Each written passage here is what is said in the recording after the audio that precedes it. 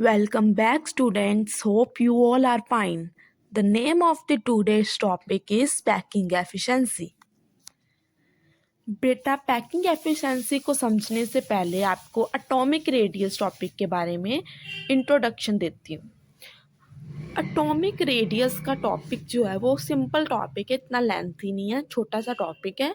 अगर आप इसको समझ लेंगे तो पैकिंग एफिशिएंसी को ईजिली अंडरस्टैंड कर लो। Atomic radius is defined as half of the distance between nearest neighbor atom in a crystal lattice. अब आपको पहले पता होना चाहिए कि एटॉमिक रेडियस होता क्या है। एटॉमिक रेडियस बेटा ये देखो, यहाँ पर हमारे पास क्या है, एक क्यूब है, क्रिस्टल लैटिस है, ठीक है। क्रिस्टल लैटिस में हमें पता है कि हम कॉर्नर्स पर हमारे पास क्या होते हैं, एटम्स प्रेजेंट होते हैं।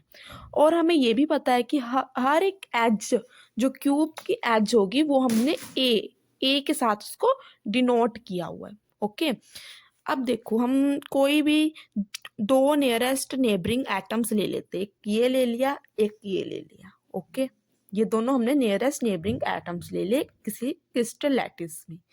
अब यहाँ पर हमारे पास क्या है कि ये जो पूरी लेंथ है क्यूब की वो हमारे पास क्या है, वो हमारे पास ए है, एज लेंथ है। ओके, अब हमने क्या करना है कि इस स्फीयर का रेडियस निकालना है। सिमिलरली इस स्फीयर का भी रेडियस निकालेंगे। रेडियस हमें पता है कि क्या होता है, हाफ होता है। अगर ये पूरा टोटल जो लेंथ है वो ए है तो इस स्फीयर की रेडियस क्या हो जाएगा, इस स्फीयर का रेडियस हमारे पास हो जाएगा a/2। This is a radius R, इसको हम आर के साथ रिप्रेजेंट करते हैं। नेक्स्ट, सिमिलरली ये जो स्फीयर होगा उसका भी यही हो जाएगा, रेडियस सेम हो जाएगा। अगर ये पूरी एच लेंथ ए है तो ये इसका रेडियस कितना हो जाएगा, इसका रेडियस a/2 हो जाएगा, हाफ हो जाएगा। I hope you understand. Atomic radius is expressed in terms of edge length A and it is represented by R. हमने इसको edge length के साथ represent करना है, that is R express करना है इसको A के साथ, और it is represented by R. Now, next topic is packing efficiency. Very easy topic. Packing efficiency का मतलब क्या है? पैकिंग एफिशिएंसी का मतलब ये है कि कितना वॉल्यूम ऑक्यूपाई हो रहा है हमारे पास, जितने भी एटम्स होंगे एक यूनिट सेल में, उसको हमने क्या करना है, डिवाइड कर देना है total volume of unit cell. ठीक है, टोटल वॉल्यूम के साथ हमने उसको डिवाइड कर देना है। सपोज कर लो कि हमारे पास एक बॉक्स है, उसका जो वॉल्यूम होगा, कोई कुछ भी वॉल्यूम हो सकता है, ठीक है, 27 सेंटीमीटर क्यूब आप ले लो, कुछ भी हो सकता है, हम सपोज किया, लेट किया। और हमारे पास उसमें क्या है कि नंबर ऑफ बॉल्स लगा लो आप, एटम्स को हम बॉल्स ले लेते हैं, वो एक बॉक्स में हमने उनको अरेंज किया हुआ है ऑर्डर में। अब क्या होगा, हमने उनकी पैकिंग एफिशिएंसी निकालनी है। पैकिंग एफिशिएंसी हम कैसे निकालेंगे, volume of all balls in a unit cell. Unit cell यहाँ पर हमारे पास क्या है, बॉक्स है, ठीक है, कितनी बॉल्स का वॉल्यूम है एक डिब्बे में, जितने भी पड़ी हैं उसको हमने डिवाइड कर देना है टोटल वॉल्यूम ऑफ बॉक्स के साथ। वो ही यहाँ पर हमने लिया यूनिट सेल लिया है, हमने यहाँ पर क्या लिया, unit cell. Unit cell volume of all atoms in a unit cell, कि कितने एटम्स होंगे। अब एक एटम तो होगा नहीं, नंबर ऑफ एटम्स होंगे, और नंबर ऑफ एटम्स का वॉल्यूम भी होगा, उनको हमने डिवाइड कर देना है total volume of unit cell को, राइट। अब देखो, वॉल्यूम ऑफ ऑल एटम्स को हमने कैसे निकालना है, volume of all atoms in unit cell को हमने कैसे निकालना है, volume of one atom. Okay, volume of one atom, ठीक है, उसको मल्टीप्लाई कर देना number of atom per unit cell. ये टॉपिक हमने अपनी प्रीवियस वीडियोस में कर लिया है, एक बारी फिर मैं आपको इसको गो थ्रू करवा दूंगी जब हम नेक्स्ट टॉपिक अभी करेंगे। Okay, number of atoms per unit cell multiply by 100 से क्यों मल्टीप्लाई कर रहे हैं, क्योंकि हमने पैकिंग एफिशिएंसी निकाल रहे, divided by total volume of unit cell. Now, अब पैकिंग एफिशिएंसी के भी 3 केसेस है जिनको हम 1 by 1 डिस्कस करेंगे। फर्स्ट केस हमारे पास आता है simple cubic. That is primitive cubic. हमें पता है सिंपल क्यूबिक में क्या होता है, पहले इसका स्ट्रक्चर देखो, स्ट्रक्चर को समझ लेते हैं। हमें पता है कि सिंपल क्यूब में जो हमारे पास जो एटम्स होते हैं वो कॉर्नर्स पर ही अरेंज होते हैं, ओके, कॉर्नर्स पर ही प्रेजेंट होते हैं। अब हमें पता है कि क्यूब की एज लेंथ हमारे पास जितनी भी, ये देखो ये भी ए हो गई, ये भी ए हो गई, ये जितनी भी एज लेंथ है क्यूब की वो हमारे पास क्या है, ए, राइट, वो हमारे पास क्या है, ए है। अब वो जो मैंने अभी आपको एटॉमिक रेडियस में बताया कि जैसे ये दो स्फीयर्स टच कर रहे हैं, ठीक है, इनकी एज लेंथ है, तो मैं अगर इसका रेडियस निकाल लूंगी तो वो a/2 आ जाएगा। सिमिलरली इसका रेडियस निकालूंगी तो वो a/2 आ जाएगा, राइट। अब देखो, in simple cubic lattice, the atoms are located only on the corners of the cube. The particle touch each other along the edge. The edge length or side of the cube A. Therefore, radius of each particle R A, which is equal to R plus R, right? R plus R. A which is equal to 2R, R is equal to A/2. ये हमें वैसे भी पता चल रहा है कि radius हमारे पास क्या होगा, A/2 होगा। और अगर हमने A निकालना है, एच लेंथ निकालनी है, तो वो हमारे पास क्या आ जाएगा, A which is equal to 2R आ जाएगा, right?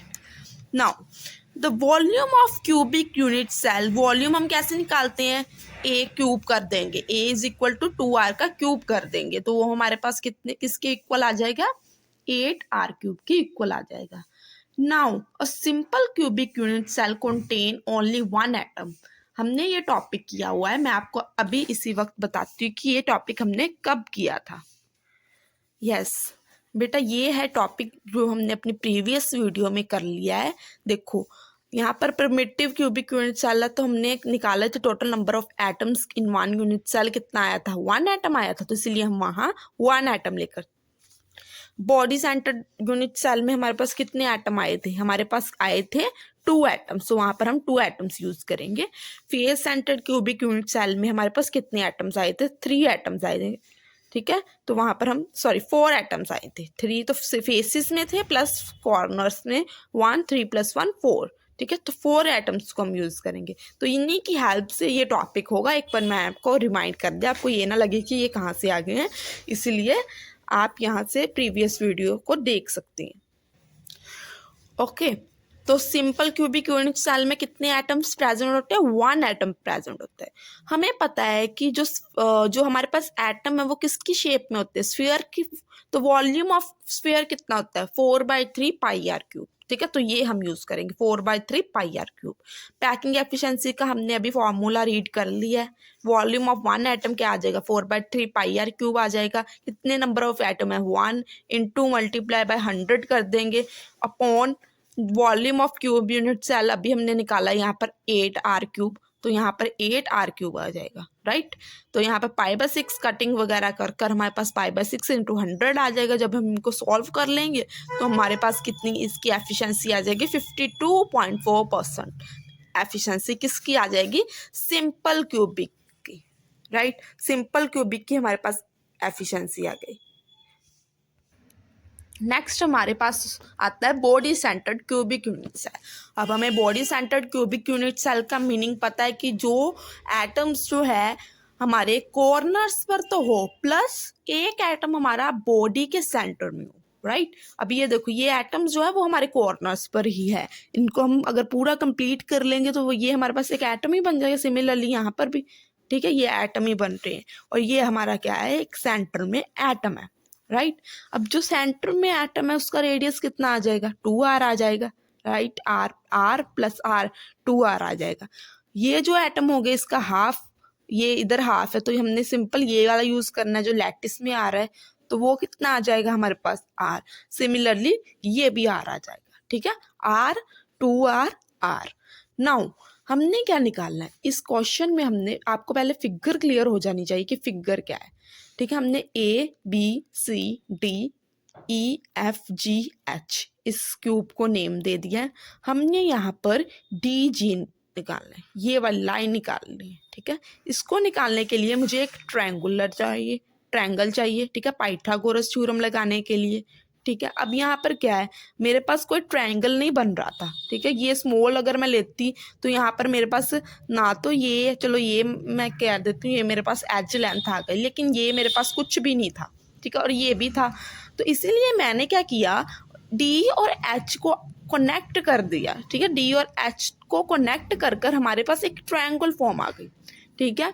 अब मैं इन डी एच सी इस ट्रायंगल में मैं फॉर्मूला लगाऊंगी पाइथागोरस फॉर्मूला, ठीक है। यहाँ से हमारे पास क्या आ जाएगा, डी एच आ जाएगा।